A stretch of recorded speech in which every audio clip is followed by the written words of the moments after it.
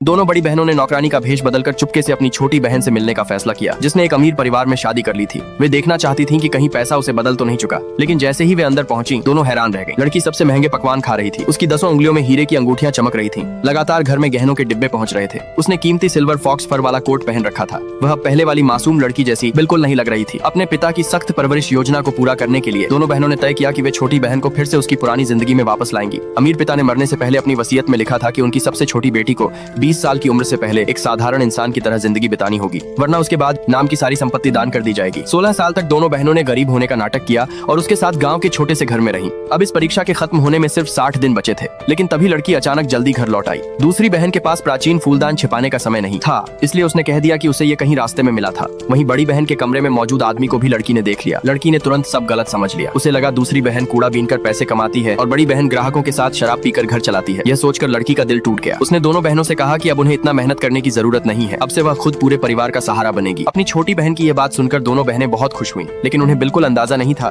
कि जल्द ही उनकी सारी उम्मीदें टूटने वाली हैं। पैसे कमाने के लिए लड़की एक नाइट क्लब में वेट्रेस का काम करने लगी, लेकिन वहाँ उसने देखा कि कोई एक अमीर सीईओ की ड्रिंक में नशीली दवा मिलाने की कोशिश कर रहा है। लड़की तुरंत उसे रोकने पहुंच गई। इसी तरह उसकी मुलाकात उस सीईओ से हुई। उधर सीईओ पर उसका परिवार शादी करने का दबाव बना रहा था। उसने सीधे एक एग्रीमेंट निकाला और लड़की को नकली शादी के बदले $3 मिलियन देने की पेशकश की। उसने कहा इससे उसकी बहनों की जिंदगी आसान हो जाएगी। लड़की ने दांत भींच कर यह प्रस्ताव मान लिया। जैसे ही दोनों बहनों को इस बात का पता चला, वे घबरा गई। परीक्षा खत्म होने में सिर्फ 2 महीने बाकी थे। आखिरी समय में कोई गलती नहीं हो सकती थी, लेकिन वे कुछ कर पाती। उससे पहले ही सीईओ एग्रीमेंट लेकर उनके दरवाजे पर पहुंच गया। दोनों बहनों ने तुरंत लड़की को उसके कमरे में बंद कर दिया और शादी से साफ इनकार कर दिया, लेकिन सीईओ ने उनकी एक नहीं सुनी। उसने दरवाजा खोल दिया और लड़की को बाहर ले आया। लड़की ने उसका हाथ पकड़ा और उसके साथ भाग गई। इसी बीच सीईओ की मां ने उसके लिए ब्लाइंड डेट भी तय कर दी थी और जिन लड़कियों से उसे मिलना था वे कोई और नहीं बल्कि लड़की की दोनों बड़ी बहनें थी। अगले दिन सीईओ लड़की को अपने घर ले आया ताकि दोनों अपनी नकली शादी का नाटक जारी रख सकें। लेकिन तभी घर के बाहर एक लग्जरी कार आकर रुकी। कार का दरवाजा धीरे धीरे खुला और बड़ी बहन व दूसरी बहन अपनी असली पहचान में बाहर उतरी। जैसे ही चारों की नजरें एक दूसरे से टकराईं,